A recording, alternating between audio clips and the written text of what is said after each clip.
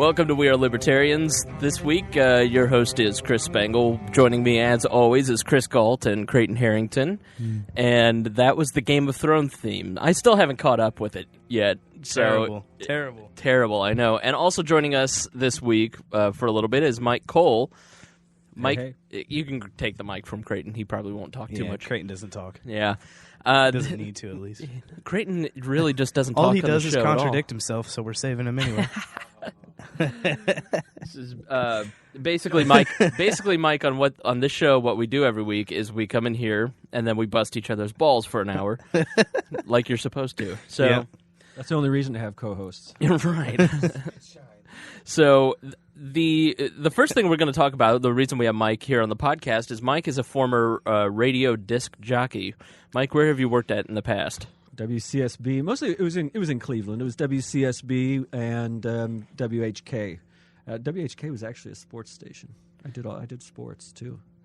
And the FCC ruled today, this morning actually, wasn't it? And they said that broadcasters are no longer going to be fined if there's a fleeting expletive or if there's fleeting nudity on accident. So you can't really, show bad things on TV or make a bad things. Bad things. Or make they've gotten to you, Chris. Gee willikers. No. Gee willikers. Oh, no, bad things. What a giveaway. And this all stems from when Bono was on, do you remember what it was? It was some award show. I think it was the Grammys. There's always something. I mean, Janet Jackson and the famous wardrobe malfunction. Right. It's always something. Yeah, and Bono was accepting an award, and he basically said, "This is effing awesome," on TV, and everybody freaked out because it was right after the Janet Jackson affair. Sure. And the climate in radio after the Janet Jackson affair became a nightmare. I mean, it changed the entire radio industry. Every time one of these things happens, it does that. Everybody's butthole puckers when that happens. Right. I mean, it's just, they're going to be on the lookout. We really got to be safe. Right. I worked at WXNT before I took the job with the Libertarian Party of Indiana, and I worked there for 4 or 5 years.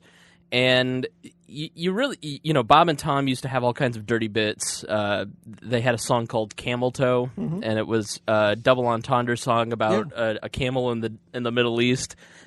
Howard Stern had tons of that stuff, too. Right. I mean, they made a living on it. And they couldn't play any of that anymore because after the Janet Jackson affair, the entire industry, like you said, their butthole puckered. Yeah. And you could no longer – you didn't know what you could say. Well, for the smaller stations, their whole existence would be at risk because the fine would wipe them out. For a bigger station, it would be such a hit to the bottom line that people would get fired. So either way, the chilling effect was the same. There's a DJ named Bubba the Love Sponge in Tampa, and he is the recipient of the listen. That's his legal name, Bubba the Love Sponge Clem. He's from Warsaw, Indiana. I'm sorry. Not again, Spangle. This just accidentally started playing. I don't know what's going on. we were talking earlier. It's those iPhones. It's the iPhone. I normally would not. They suck. I'll vouch for that. I would not normally say this, but my phone the last week has been doing weird stuff like this. I think it's time to upgrade. I might have to go to an Android. Uh-oh. I killed the app and it's still playing. So I'm sorry about that. We'll hit the dump button on that later. But amateurs. After you're getting what you're paying for, listeners. This is a free podcast. Well, that's a good point. Right. So basically, what happened is after the Janet Jackson affair, everything went dark. I mean, people started freaking out. I remember one time Smiley on WZPL said "scumbag" on the air, and the lawyers at Intercom freaked out, and we're all sitting there looking at each other and going, "What's the problem?" "Well, do you know what a scumbag is?" And I was like, "Well, Bill Clinton?" And they go, "No, it's a used condom." I'm like, "What?" I love Urban Dictionary and I love all the vernacular. I'd never heard that one before. No, never, ever. That some stuff suit lawyer knew that blows my mind. Right. Blows my mind. And so Smiley then proceeded to go on the air after he had a conversation with that lawyer and used scumbag about 14 times. Wow. I would have done the same thing. All hail. Yeah. Come on. And it just, you didn't know what you could say or could not say. There was no, our lawyers at Intercom asked the FCC, lawyers for Clear Channel, Cumulus, CBS, asked for a list of what you can and cannot say on radio, and they could not provide it. It was the best you could do is George Carlin's 7 words. Right. And was always mystifying to me. Why was on the list? It doesn't rank with or I mean, those are those are about as heavy as you can get. I'm going to have to do some editing. Well, see, look, it's see how it's gotten to him. Yeah, exactly. But we're having a discussion on the words that can or cannot be used, and that even that itself got to be a matter of consideration, because let's consider Joe Biden. Right. Joe Biden leans over to President Obama and says, "That's a big effing deal." Right. Okay, but he says he says big deal. No, yeah. Thank you. So he's I'm gonna now he's corrected me. I thought Creighton was the guy who contradicted himself. Come on, Chris. So yeah, but that's news. This happens where that was the chambers of the Senate. Mm-hmm. Right. Yeah, I mean that's news. You're right. You need to talk into the mic. Well, they used to get in fist fights in the floor of the Senate. Right. I mean, they'd beat each other up with their canes. And now one guy drops an F-bomb, barely audible, and, the whole world's got to stop. And, the morals of America are degenerating, and the Obama administration is a gang of, rabid dogs because one guy dropped an F-bomb. Right. And it really... You're talking about language and conversation. Someone made some comment about Howard Stern. It's like, no, he's on satellite, so he can curse all the time. He doesn't go on his show and every minute say, Keep going, Chris. You're rolling. Thanks. I think the first week he was on, he did. Yeah, because it was like, the leash is off. Right. But and I chimed in on that conversation. I thought Stern was at his best when he was dancing on the line. Mm-hmm. When he was saying, "Oh, we think this is where the line is, so I'm going to give it a little shove here." Right. The difference at Sirius Satellite Radio without any censorship is that his show is basically him talking with a group of people about the day's events or interviewing movie stars, actresses, and asking them questions that everybody wants to know, and having conversations that we have in our regular life, and not worrying about, oh, well, am I allowed to say this? Am I allowed to say scumbag on the air? I mean, it got so silly, and the FCC really became one of the biggest limiters of free speech in the United States. Besides Chris Spangle. Chris Spangle. Yeah. Yeah, right. Shut up, you. Hey, what was it, the second episode? I said the R word, and you flipped out on me and paused the show. And which R word? Retard. Oh, rutabaga? Yeah, rutabaga. That's the new Thank one you, that you're Craig. not That was allowed good. to say. Now You're not allowed to say it. I'll tell you what, Chris. I won't say rutabaga, okay? Okay. If anyone says Jehovah. Listen, there are just some things that... Good, he got it. You never know... Yeah, I get it. Okay. You never know if someone's listening and they're offended by that or if they're hurt by that, and it's better just to be sensitive towards people's, We need more likes, man. We can't be doing this. we have to go full frontal. So when I was on at WCSB, it was a community station, and we were known for pushing the envelope. We did. I mean, one of the staples of my show was to play music by Lisa Suckdog from her very great album "Drugs Are Nice." This was the 80s, or this was the late 80s. Yeah. Okay, yeah. So I mean, Gigi Allen, these kind of things. Oh my These, god. yeah, right. Yeah. Mike was really energetic on that. I have no idea what you're talking about, Chris. So what happened? There was something called Safe Harbor. Right. And that time changed at some points in our broadcast history. It was from midnight until 6. From other periods, it was from 10 o'clock. Then it was 8 o'clock, and it depended. And this is the root of the thing, I guess, that bugs me. It depended who was in the office. Mm-hmm. It was purely arbitrary. Right. It was not codified. It was not a matter of Congress wrote a law. It was simply an agency that was interpreting on the fly. Right. And it's always been. It was setting policy. Yeah. It wasn't like there was... Is that not even in... I'll be like Snurdly today then. Isn't that not even the FCC's charter? Is their job solely to just make sure frequencies don't interact with each other? Yeah, the FCC was set up and designed at the beginning of radio to make sure that radio waves weren't interfering with each other, that you couldn't have one station, pirate and broadcast on another channel signal, and so you wouldn't have, WZPL says, haha, we're going to take 96.3 down and broadcast ZPL by changing our tuning. Sure. Hit a harmonic and watch everybody on adjacent stations go away. Right, exactly. And so that's what it was designed for.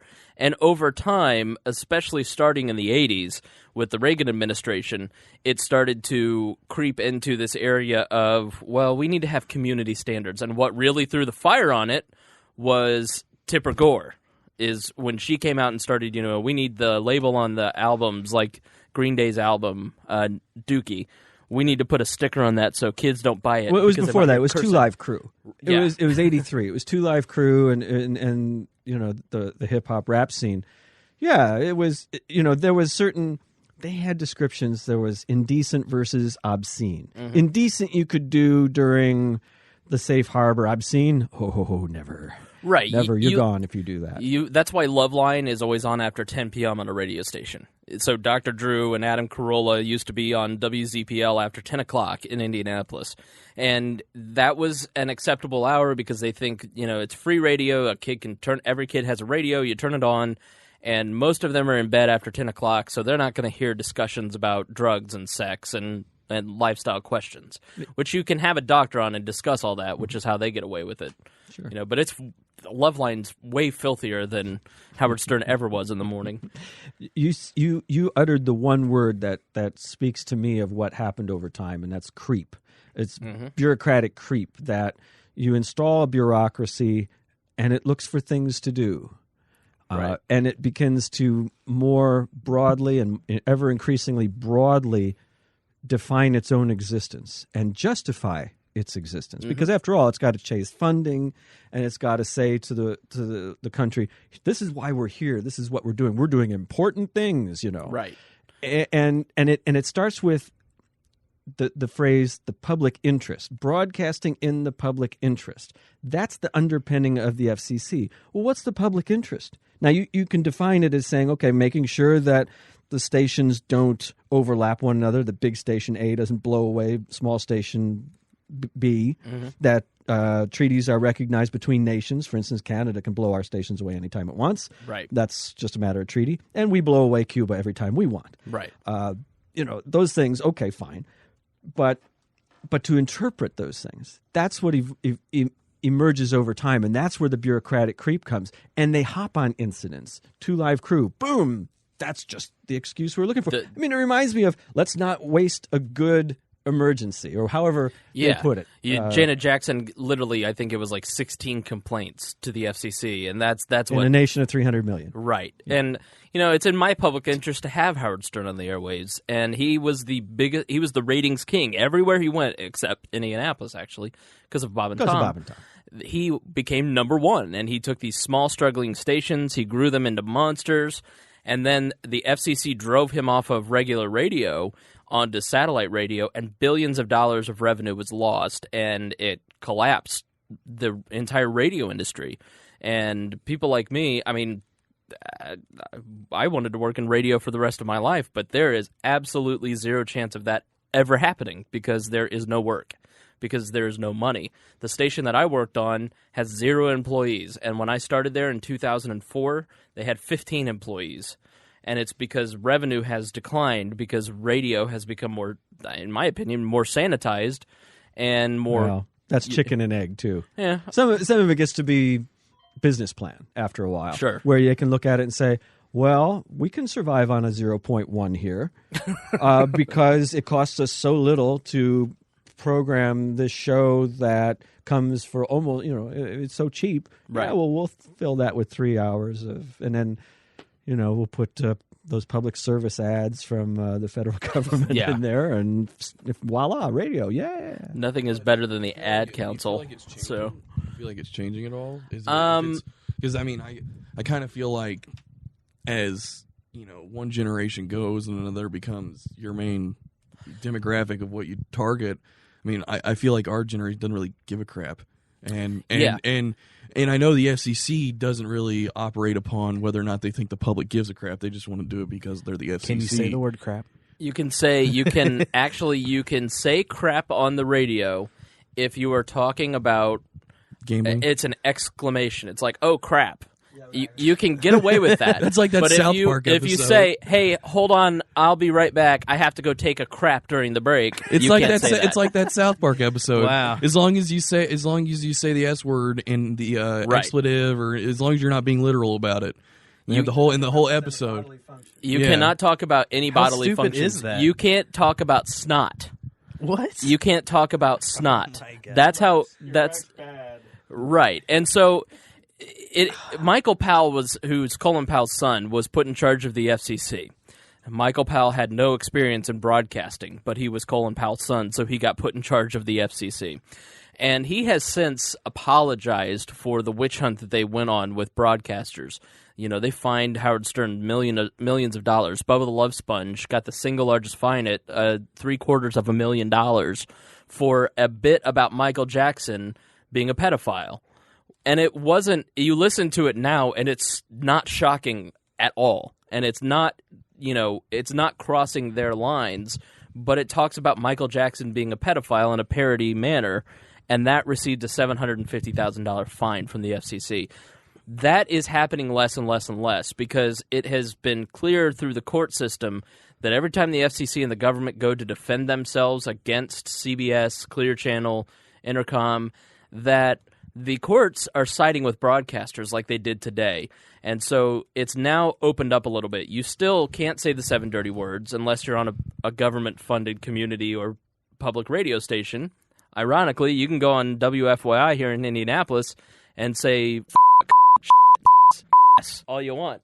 And so isn't it also FCC only does like broadcasting, so basic cable is not part of the FCC's jurisdiction. They can go out and No, actually, yeah, cable is not regulated by those community standards. They regulate themselves, and they have their own compliance department. That's why regulate themselves. That's why right. That's why Comedy Central can put on. That's why Comedy the Secret Central, Stash at midnight. And then they can show a full movie with whatever they want, because the way that the broadcast stations, the 4 big broadcast, NBC, ABC, CBS, Fox, and I guess CW, if you want to count that as a broadcast station. What about UPN, man? UPN. They are regulated by the FCC. Cable is a subscription service like Sirius Satellite Radio, like HBO. And so they say, you know what you're getting if you turn on cable and you see bad words or you see nudity, then but they have standards and practices that they answer to. How does the FCC react though when somebody just does states the obvious, like, well, we don't have to turn on that station if we don't like it? I mean, what has been historically the main point they've tried to kind of circumvent that argument? Their argument is that it's for the children, and if one child stumbles upon it, then that's one too many. That you're affecting, and it's not just the Christian right. The Christian right is the main driving force. The Parents Television Council, which forever before Howard Stern was on America's Got Talent this season, they came out against him being on America's Got Talent because they hadn't broadcast anything yet, but they just knew he was going to be dirty. Well, and then the Parents Television Council is literally like a dozen people in Colorado, and that's it. Do you think that they recognize that every time they do this kind of stuff where they start railing on some radio host or TV show or something, all they do is just make it stronger because everybody's like, oh, this is a... No. They don't get it? Let Mike weigh in on that. Not a chance.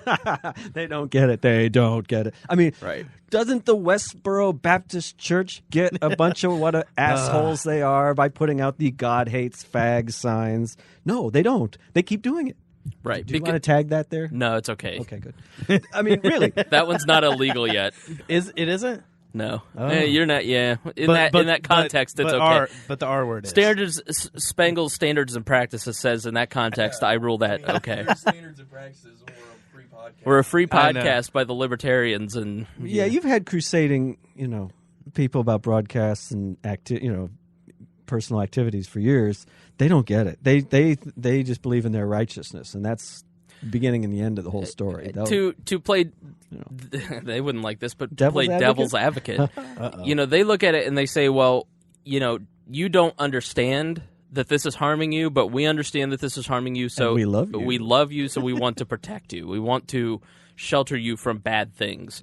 So it is that typical, it's that no typical different than the soda tax. I mean, they want to use government as a power to intervene on your behalf, even though you don't get it.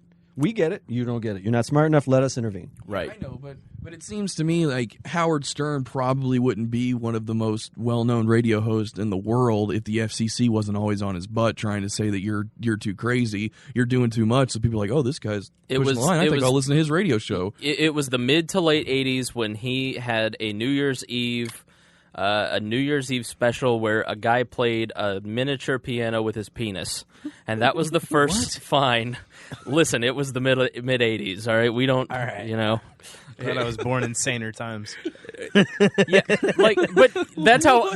that goes to the Parents Television Council argument. Like, we look at that and we're like, yeah, I saw that on Reddit yesterday. Yeah, I know. That's how far we've come. It's you can actually find websites where they're trying to push for legislation to censor the internet for that, not censor the internet for ACTA or SOPA reasons, but censor it because. But again, you can go to your local family Christian bookstore and you can buy software that censors your TV, software that censors your computer. And you can put matters into your own hands. You can rent DVDs that have sanitized movies, which is cable boxes have the parental controls. I actually read an article where there's this organization that takes movies like Saving Private Ryan, and they'll cut out all the gore or all the cuss words and re-release it at theaters so that it's basically everything that made it good is gone. Yeah, and that is... See, I look like a bitch. Yeah, Pulp Fiction. Yeah, Pulp Fiction is just credits and then credits. Maybe a dance. Yeah, there's a dance scene and there's credits. Reservoir Dogs is literally just the Jokers in the middle with you, and then the rolls credits. But it's let's not just beat up on the Christian right. It's also why don't we want to do that? Well, listen, that's half of our content on this podcast. I know, but. It's the nannies, it's the busybodies of any political variety. It's also the people who, the PC police, the people who want political correctness in every aspect. That's harming community standards. And it's the slippery slope argument, too, is that once we start regulating free speech in the interest of community standards, then you start having to regulate everything. Somebody is always going to be offended by everything you say, no matter what. So community standards means the FCC's whatever they say. Personal opinion. Okay, so by community they mean 300 million people. It really is. The community standards are governed by the half a dozen to a dozen people who sit on the FCC. The FCC, are they governors? Is that what they're called, Mike? Yes.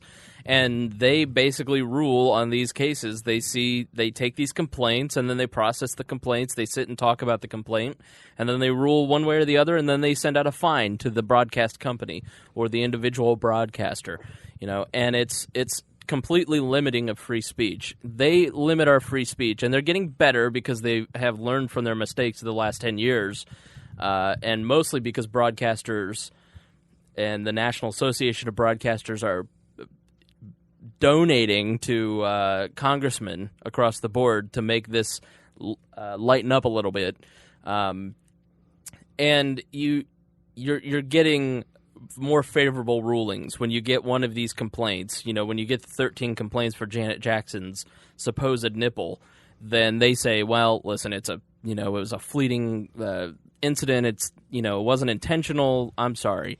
And were you really damaged by seeing Janet Jackson's nipple? I mean, it was horrifying. I was horrified, but it was not that bad. You weren't damaged, mentally or psychologically. Somebody else might have been. Somebody's always going to. I mean, sitting here and saying that. Somebody could have been damaged by. You know what, Galt? You are a nice person, and I really like nice you. Person. Someone just took offense to that. I know it.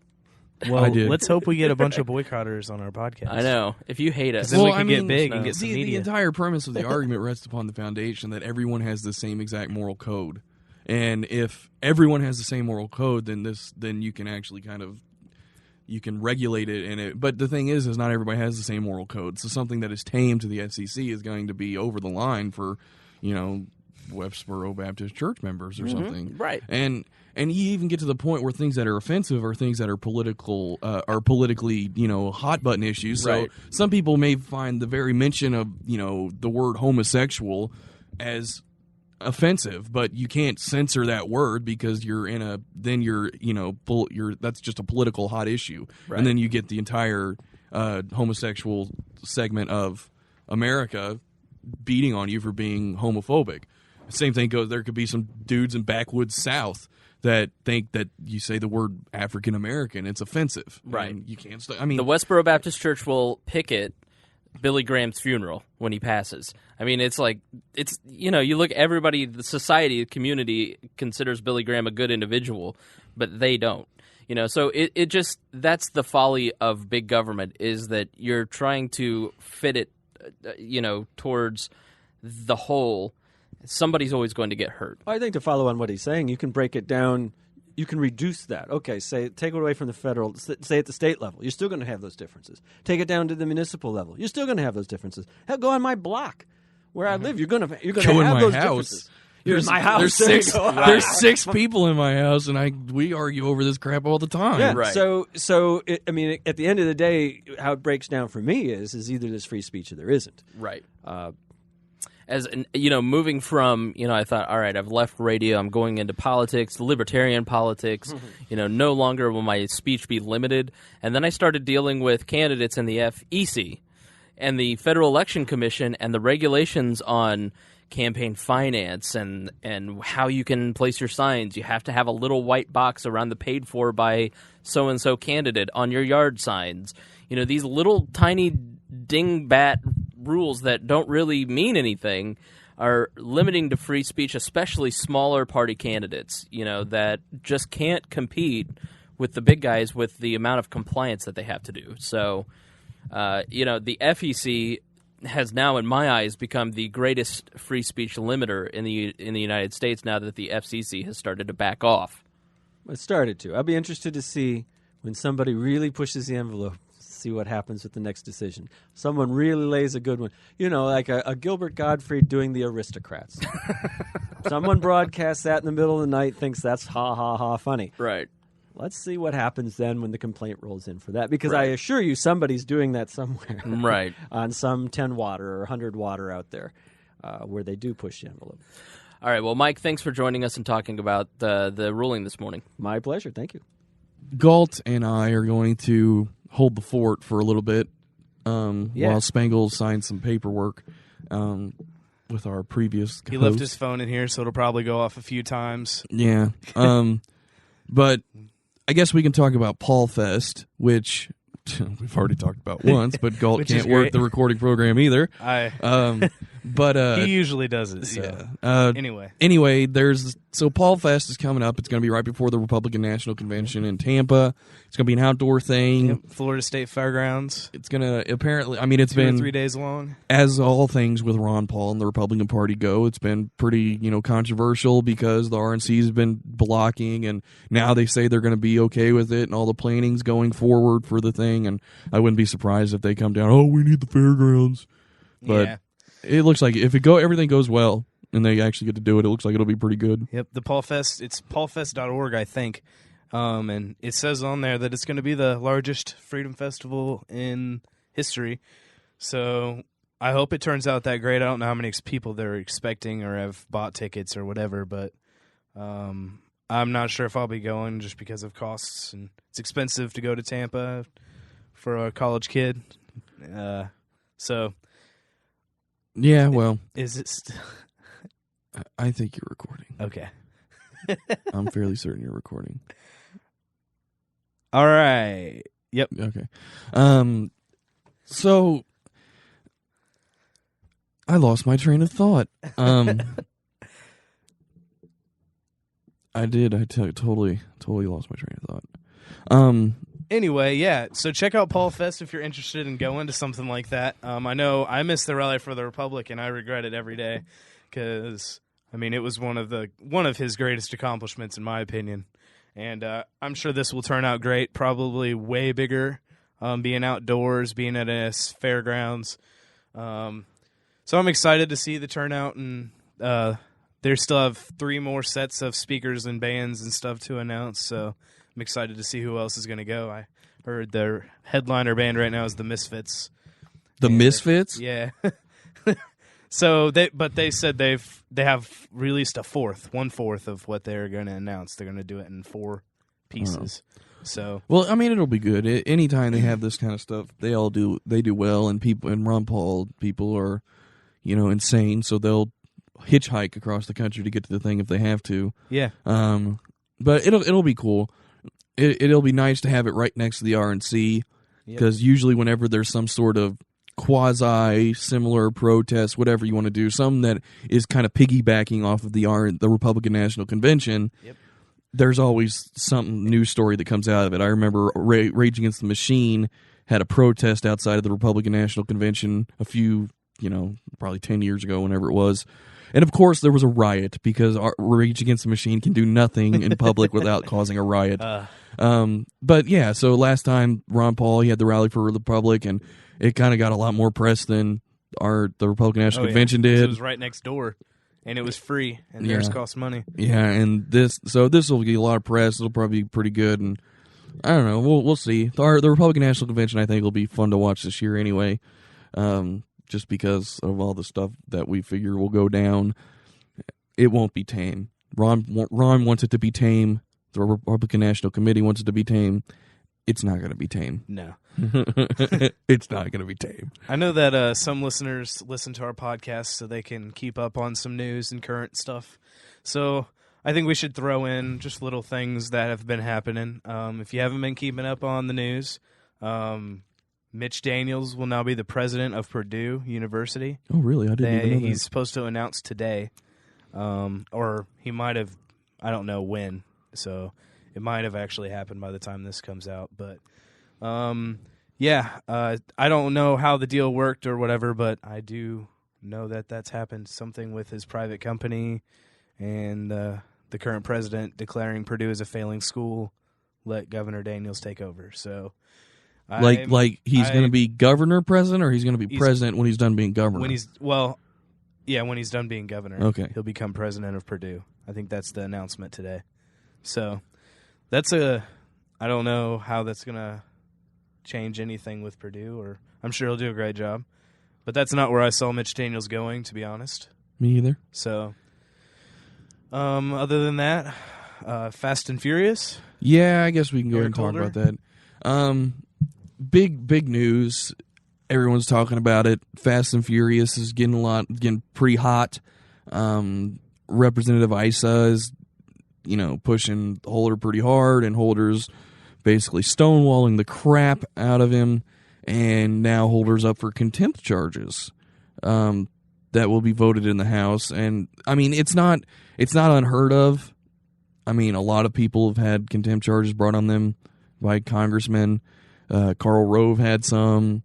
So it's not like it means the end for Holder, but it probably means the end for Holder. Because do you think Obama will step in and do something? He already has. He said executive privilege, and that's why he doesn't have to give some information to the committee. Right. But, I mean, couldn't he pardon him? No, he could. He could pardon him, but the what I see happening is that Holder's just going to be, if this gets any bigger, like it's become a big story now. It's kind of been one of those, it's happening, but it's not the story for a long time. I think if it becomes the story, then I really think Obama's going to do. Holder's done. Yeah, he's going to distance himself from Holder, and Holder's going to be done. And especially during the election, he doesn't want that. Yeah, and the bad thing is, I think Holder's going to be a scapegoat. I think Holder signed. I have no reason to doubt that this was not known upon by the Obama administration from top to bottom when it started. I mean, Holder knew about it. Obama knew about it. They're not going to say they knew about it, but I mean, come on. Right. Of course they knew about it. This was it was a political program as much as it was a, stop Mexican drug cartels program. I mean, I heard that they had an email saying that one of the outcomes of this they hope to have was that gun control legislation would get a little bit more support, because the Mexicans were coming over from the cartels and killing Americans with U.S. guns. That was I don't know if That's that was not surprising to me at all. Yeah, I don't think it was the ultimate intention, but from what I understand, they have emails that show from insiders saying that was something they hoped that came out of it, and it's just like, of course this was political from the beginning, and if Obama really, really wanted to stop Mexican drug cartels, I mean, and the Justice Department wanted to get on them, or the FBI or anything, I mean, there are so many ways they could have done it that are not so, stupid. And they didn't do it and I don't think it's because Obama's stupid. I think it's because there was political purposes. But if this gets up to the president, if it turns out that he, there's proof that his hand was in this, I mean, you're talking about some big, big stuff because, this is the big deal. I mean, the U.S. government selling guns, arming. Can he say executive privilege? I mean, yeah, he already has. Nixon did, and he still had to give up the tapes. Yeah, they if can. Obama. No, yeah, the Obama can say executive privileges, but I mean, they could still anything the president does. If Congress really wanted to, anything the president does, Congress could overrule them. Right. They overturn vetoes. The president. If the Congress would assert their authority, the president really doesn't have much. Congress just lets the president do what he wants, and he gets away with it because Congress doesn't do anything. But if Congress had a full of statesmen with cojones, they could tell him you're going to do what we tell you, and he could veto. But they can. Congress has the most power out of all three branches. They really do. They have the most checks on other branches. They do, and they were supposed to because they're the ones that are more directly affiliated with the people. They're the biggest. And they're the biggest, and they represent more. Yeah. But yeah, if they're elected more often, Obama doesn't get this. He thinks that he can do what he wants. I actually went on a rant the other day about on my blog about how Obama is very arrogant with the fact that he thinks he can do whatever he thinks he wants to do, and he doesn't have to ask Congress for permission. I mean, the whole program with passing executive orders to implement policy because Americans can't wait for the politics of Congress. The politics of Congress can't get in the way. We need to push these things forward now. Americans demand it. And he's going to pass all these policies that Congress didn't pass because Congress is doing what they're supposed to and debating issues. It's just arrogant. It really is arrogant. Drone campaigns. Oh, I can kill American citizens because I'm the president and I say so. It's ridiculous. And one of the biggest things that gets under my skin is that the American left, the one that made footage of President Bush getting assassinated for the death of a president. Hated Bush for his overreach on almost every single turn. And they're just letting it go with Obama. They're just letting it go. The only people that complain on the left are like the diehard Marxist socialists that are in the Communist Party. The mainstream left that, for all was actually had, a good argument when Bush was doing all these things during the Iraq War that were just so far gone beyond constitutional. And Obama does the same stuff, and he does it even more. He amplifies it. And they're silent. They're silent. Exactly. That's what Glenn Greenwald was talking about at the Civil Liberties Tour. He Yeah. was just talking about how basically the left is all against Bush when he's there, but Obama can continue and do the exact same thing. And they're fine with it. Yeah, and I don't understand that. I guess it's, as libertarians, we're principled, so it doesn't matter which side is doing it. We're against it. Yeah. But I don't understand how they are like that. I don't know either. How can you be against something when a Republican does it, but not against it if a Democrat does it? It's the same thing. Yeah. Of course. As I said in my blog post, there is no truth in politics. Reality is perception. There is nothing. Politics, whatever's true is whatever you want it to be. Obama could, do action X. Bush could do action X. The Democrats are going to find a way to tell you why Obama's action is actually action Y. They're going to find some way of saying this is different, even if it's just because of the date. And that it's was a different day. The same thing with the Republicans when Bush did the Patriot Act. Yeah. The Republicans were like, this is why X is Y. This is why we should do this. And I mean, I really... It kind of irks me, too, on the right. I mean, the left, I mean, they're just cowards is really what it comes down to. The American left is just a bunch of cowards because they don't want... Call them out. No, they are. They're a bunch of cowards because they don't want to... That's their poster boy, and he's doing everything that he said... He's doing everything he said he wouldn't do when it comes to civil liberties. Everything he said he wouldn't do, and everything he said he was going to do, he failed to do, and he is not trying to do any... He can't close Guantanamo because of terrorism, and, I mean, he doesn't want to try people in civilian courts because it's a war, even though we haven't declared a war. He's blowing people up with Predator drones and saying that if you're standing next to someone they've already identified as a terrorist, then you're a terrorist. And therefore, anybody who gets blown up by a Predator drone is de facto a terrorist. They're saying if you get blown up by a Predator drone, you're a terrorist because a Predator drone blew you up. I mean, it's ridiculous. And they're cowards because they're not calling him out on it. They're saying it's necessary. It's obvious that they just don't want to look soft on terror. They want to get the independent vote that is with the right on the war on terror, but not anything else. So they're trying to get that vote, and they're trying to not look soft on terror. And it's obvious what they're doing, and they're a bunch of cowards for not calling him out at every turn on it. But the right is also similar in that, you know, they had a chance to, if they're going to be a bunch of spineless politicians and just basically contradict the president on everything, they could have said, oh, the president signed the Patriot Act, but I mean... Well, it's the president. The Patriot Act must be bad. No, they're basically saying Obama's good when it comes to this because he's signing the Patriot Act and he's killing American citizens without a trial. He's good, but everything else he's bad. I mean, it's just like, if you really... I feel like I'm taking crazy pills. We have the left staying absolutely silent about things that they had been for, almost 10 years saying were some of the biggest encroachments on human freedom, and they're just silent when their poster boy does it. And then you have the right saying, yeah, look at this guy's blowing up innocent civilians. Yeah. Heck yeah, he's not too bad. Healthcare, yeah, healthcare's terrible. We need to get him on healthcare and economic issues, but blowing up civilians? Come on, man. Obama's not all bad. Look at that. It's like one of those e-car memes I saw the other day that said, I never understood the world until I figured out it was ran by sociopaths. Yeah. It's just... people I don't know. In this Fast and Furious, I mean, even if Obama had nothing to do with it, which is ridiculous. Of course he had something to do with it.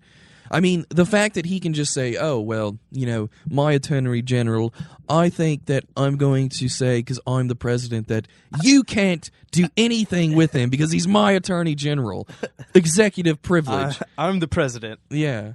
I don't know. It's just like and I don't know why he had to have a British accent, but because I think British people are snooty. The Founding Fathers would have thought this was tyranny already. Oh my God, the Founding Fathers would have thought it was tyranny in 1830. I mean, right after Jefferson died, they would have been like, "What are you guys dealing with? We had a 3-cent tax on tea, and we threw it off a boat. You guys get your income taken from you at almost 70% sometimes. What do you guys deal with?" No. We're already way past the intent for American government, but I don't know. So, what do you think will actually happen with this? Do you think with Fast and Furious? I don't know. I really think it could go both ways. It could turn out to be really crazy. It could turn out to be a crazy story and on par with some of the biggest controversies of presidential history. It really could. But at the same time, it could just be brushed under the rug because they don't want to bring that up for election time. And, Romney, I don't know. I don't think Romney's going to go on you sold guns and all. I don't know. But he could. He could use that as an election thing, but he hasn't yet. I feel like he would have brought that up in the debates because it's kind of just general anti-Obama. Have any of the political commentators been talking about it a lot? Well, they brought it up on. I don't watch Fox News. Yeah, they brought it up on mainstream news and they talk about it. They talk about what's happening, but as far as I don't know, I don't watch it enough to know. Yeah. Like Bill O'Reilly probably is like, "Hey, this is necessary because the because the Mexican drug cartels are getting bad, and we gotta, and I mean. Glenn Beck would have been like, George Washington, cry. Yeah, no. This is not good for Israel. I am a libertarian. Defend Israel. Yeah. Israel. I would die for Israel. I'll say it right now. He said that online. He said that on live. But yeah, I mean, like I said, I wrote a blog post, and I encourage everyone who listens to go to it. Your blog post? Yeah. What's your blog? It's Thoughts, Insights, and Metaphysical Speculations. Wow. What's the URL? Metaphysicalspecs.blogspot.com. Right. It's not like I spend a lot of time on it. It's kind of just one of the things where if I want to rant and I don't want to do it in a Facebook note, I put it on there. All right. But yeah, I went on a rant about how at his Cleveland fundraiser, and we kind of mentioned this on the show last time. At his Cleveland fundraiser a few weeks back, he said, why would you vote for Mitt Romney? Because we already know that all he wants to do is bring us back to the same failed Bush policies that didn't work and got us into this mess. And I was just like, dude, that's you. That's exactly what you do. The same failed Bush policies. Oh, we need to reform health care. Well, Medicare Part D. I mean, we need to reform financial regulations, Sarbanes-Oxley, Dodd-Frank. I mean, you can find all this legislation that is so similar. Even the immigration policy. If anything, Bush would try to do something a little more hardcore than Obama. Obama's just trying to say that we're not going to deport you if you're under 30. Obama's deported more people. Yeah, he's deported. Already. Yes, he's deported more people. And the thing is Bush wanted to do amnesty, which is way more than Obama's under 30 thing, and I don't know. It's just they're so similar that it's ridiculous, and that people can do mental gymnastics somehow and say that because one's twist it around in his favor. I mean, it's just it gets under my skin. It's just like if it looks like a duck and it sounds like a duck, it's a duck. I think it's because people don't want I voted for Obama. I didn't really. I'm just saying people are like, I voted for Obama. I don't want to feel like I made the wrong choice. So no, of course he's right, and I will find a way to defend him. And I don't know, they just twist everything. And at the same time, I think it comes down to is that no one really has an understanding of political philosophies. When it comes to government, it doesn't matter whether or not you're modern government, classical. You have to have a political philosophy, and if your political philosophy is stand back and just kind of vote that's not really a political philosophy. Right. So you're not going to have a coherent set of ideas. So basically your political philosophy becomes, I'm a Democrat and it's good because it's Democrat. He's a Republican, he's good, he's bad because he's a Republican, or vice versa. Right. And anything that kind of contradicts that is just kind of rationalized into that whole idea of Democrat good, Republican bad, or Republican good, Democrat bad, and it doesn't really make sense. So when Ron Paul goes up there and to the American right and says that I'm a Republican, but I'm going to do things that Republicans traditionally don't like, or not traditionally, under Bush Republicans don't like, they rationalize him to just being a Democrat in disguise. And the Democrats do the same thing when there's somebody who's a blue dog Democrat. Oh, he's just a Republican in disguise. Right. And it's just, if you don't have a coherent set of ideas, which is why libertarianism, I think, is so long-term sustainable, because really, if you look, the way I look at it is they look at it as Democrat and Republican as opposing parties. I look at it as statism versus liberty. Yeah. So they all have their own statist, rationalization for how to increase the state, and they're in the same camp. It's kind of stupid to separate them. Whereas libertarians, and not just libertarians. I don't want to say little L libertarians to you voluntarists and the constitutionalists and the yes, yeah. We have a coherent set of ideas. Right. Freedom. Don't infringe on my rights of life, liberty, and property, and we recognize government as being no different than any other individual in that restraint. And when you have that kind of that consistent philosophy that you can apply to essentially all situations, then you're able to call out the left and the right at the same time. But I mean, trying to have a typical Democrat or a typical Republican, right. The average voter doesn't have those. Yeah, that platform at all. And to their it's credit, all about an R or D. And to their credit, a lot of average voters are just. They don't care. I mean, we're weird. Right. Me, you, Spangle, we're weird. We actually spend more than, Election Day caring about this stuff. And we spend more than, getting home from work and watching The Five on Fox News than caring about it. I mean, we take trips to different cities to go to, It's like when somebody I've never talked to before about politics, they bring it up and I start talking to them and they're like, "Are you a Republican or a Democrat?" And I'm just like, yeah, that's the first question they always ask. And it is. And a lot and then when I answer, they're like, "Oh, you're one of those guys."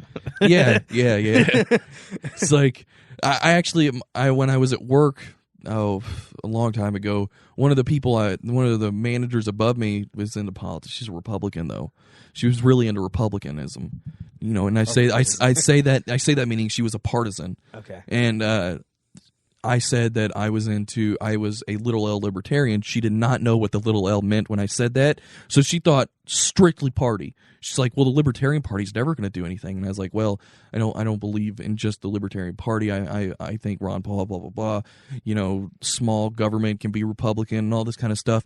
And when I said libertarian, she could not get past the idea that I wasn't just talking about a party. Give her the Reagan quote. Yeah, I was just talking about a political philosophy. I was talking about a consistent logical premise for a social ethic, which is really what libertarianism comes down to. It is one of the few, if not the only, consistent philosophies of a social ethic for people to live in a society with each other. And and I say that, I'm not saying that it's the only one that there's ever been. I'm saying that it's one of the only ones I've ever found that's consistent and, pretty well grounded in argument. And people don't think about it like that. Average Joes, they look at it as, parties exist. That's where our political philosophy comes from. It doesn't come from us. It comes from a party. And I'll just go along for the ride. Do you think that's the same at college? At college, I think it's different, but only because people are ready to question. I think once you're young, like you're in high school, right? You have questions. Young relative to a college kid. Remember that to our adult listeners. I think when you're a high school kid, you're kind of just like, "Oh, my dad says this or my mom says this. I'm okay with that." Republicanism, blah blah blah. You get to college, you start actually asking questions, right? And that's when you're open to new ideas. That doesn't necessarily mean your new ideas are going to be a consistent political philosophy. It could just mean you go from a Republican to a Democrat. But I think but once you get older, I think they're set in stone. I think people once you get into your 40s, 50s, people are just. I know there are some people I can talk to all day and they won't change their mind, even if they can't even argue with me. If they know, they have no arguments at all. Yes, at the end, it's just agree to disagree. Maybe it's just that you're wrong more often. They say that sometimes too. Yeah, let's just agree to disagree. I've heard from many listeners that they find you mostly wrong. Me? Yeah. Well, by the way, sup nerds? Yeah, I'm back. Spangle's back. Nobody's told me I'm wrong, so they want to talk to me. We told you, there was one episode where we basically just screamed you're wrong at you for the whole time. And I think only one person commented and said that they see my point of view. Who? Are you talking about the judicial review thing? Yeah. He submitted a link to an article saying that the founders intended judicial review. That's cool. That's the exact opposite of what you were arguing. So Spangle's back now. I apologize. I had duty called here. So you got the best 15 minutes of this podcast you've ever had. Excellent. Yeah. So we did move on to Fast and Furious while you're gone. Okay. Do you have any comments about it? What is your input before we move on? It was one of those things that was discovered probably about a year ago by the Daily Caller, and I couldn't believe that it never caught on in the mainstream press at all. And, because it wasn't a conspiracy theory, there was hard documented evidence that there was something taking place, that Holder was involved. I've sort of giggled a little bit at the Republican outrage over the executive privilege because if my memory serves me correct, they did the exact same thing with Scooter Libby. The Republicans did. So it is basically another sign of, oh, well, we're outraged now, even though we weren't 5 years ago when our side did it. Yes, and that harkens to a lot of what we talked about at the time you were going. And so it's an interesting view into national politics. I think that it's disgraceful if it's true, and it's all alleged at this point. And I think that Eric Holder, if it is, not only should he resign, but he should be held accountable if he's committed any crimes. Don't you think that he'd just get pardoned? Probably. But you know what the fact is that Americans have selective outrage. They're outraged over Syria, but we look at Mexico, and we have 50,000 people dying in the last 5 years in Mexico over drugs. And we've talked about how American policy has contributed to that, but we have a nation to the south of us where people live in absolute fear the closer they are to the American border, that if they open up their door, or even if they go to sleep, they may not wake up. Yeah, and there's numerous stories where the cops, the Mexican police, will come into people's house, kidnap them, and just take them to the drug cartels because they're working for the drug cartels. The nation directly to our south, it's not even just a policy thing; it's a human thing. It's looking at them and empathizing with their situation where they don't know who to trust. It's similar to in Afghanistan, where they don't know who to trust. If I talk to the people that I think have my best interest, which is the American soldier, they may give that information to the Afghani police, who I don't know if they have my best interest at heart, who may be working for the Taliban, who I know want to kill me if I talk to the Americans. And you don't have a dissimilar situation in Mexico. And I don't know why we're, as Americans, not more involved as a people in having some moral outrage at that. I'm not asking for a government solution. I'm asking for Americans to look at that situation and think about American policy and how that's contributing to that situation, and to have a United States Attorney General and a presidential administration send guns to Mexico to be used in crimes, in murdering Mexican citizens, is so far beyond Scooter Libby and lying about Valerie Plame, which was wrong. Don't get me wrong, but she wasn't like a covert secret operations person. Now, wasn't she was working in Washington D.C. in the CIA, and they outed him. She was part of the Washington social class. This is the United States government sending weapons to a country where there is a massive civil war, and those guns are used to kill Mexican citizens. It's morally outrageous, and Americans should be outraged, and they should be extremely pissed off. Do you think they will be? Do you think that Americans will? Yes. You do? I do. Okay. I think if the media can present the story and they present it in a way that can be grasped by most people who don't understand politics, then they will be outraged. Because at the bottom line is that Americans are decent people. They are good people who want people. They want Afghanis and Mexicans and Colombians and Iraqis to wake up every day, to not be afraid, to prosper, and to do good. Now, I'm not saying every American is like that, but the majority of Americans are good people who just want the world to have peace. Right. And we have been sold in an Orwellian type of, it's why we have as our cover photo, War is Peace, from 1984. We have been sold this bill of goods that doing violence is the right thing to do to bring about peace. And this is another instance of the American government doing violence to try and bring about peace. And no matter what their intentions were, because I think most politicians think that their actions bring about good and, they have good intentions. It's just that they're sadly wrong, profoundly wrong, and violence is never going to truly bring about peace. Yeah. Well, like Creighton was talking about while you were gone, it could have been a political move.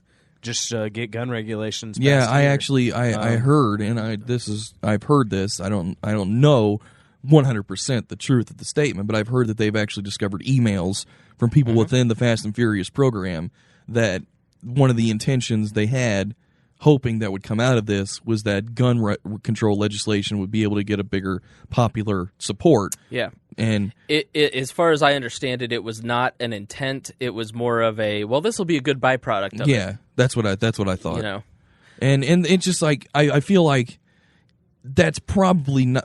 It's there is probably. I don't think that they started it trying to do that, but to assume that there is no political purposes in this. I mean, yeah. Come on. And let's wrap up. I'll make the, if you're ready to play the music here. Sure. I'll wrap up with the final statement about the basis of libertarianism. We want to tap into that American good. We want to give individuals their own choices so they can make the right choice. We want our government to make the right choices. The right choices are no violence, no force, peace. That is the basis of libertarianism, is the golden rule. Do unto others as you would have them do unto you. And the other two political parties and movements, the conservatives and the liberals, while they do have certain policies that would bring about more choice and more peace, the majority of the time they are infringing on the golden rule. They are trying to use government force to bring about change.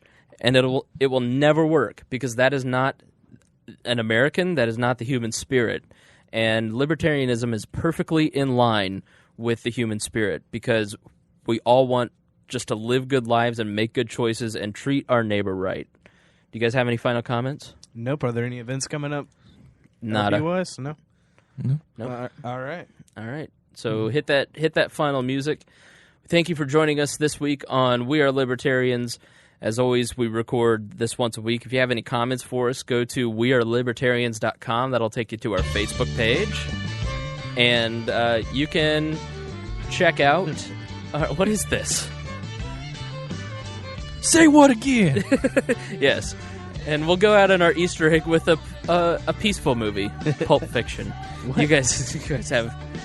Galt, by the way, has not seen Pulp Fiction. Didn't even know what it was. Yeah, he didn't even know it existed until I mentioned it today. I just want to strangle the little bastard sometimes. Sorry, man. You guys. Oh, my God. All right. You guys. Hey, you guys be good this week. I'll take care. We'll see you next special week. thing for you next week. That's what she said.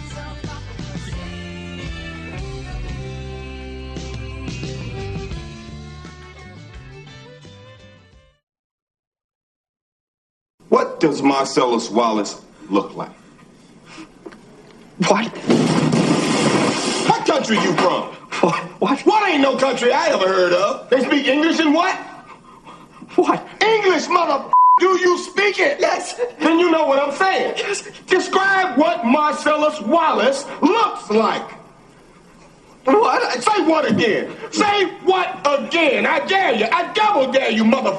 Say what one more goddamn time. He's black. Go on.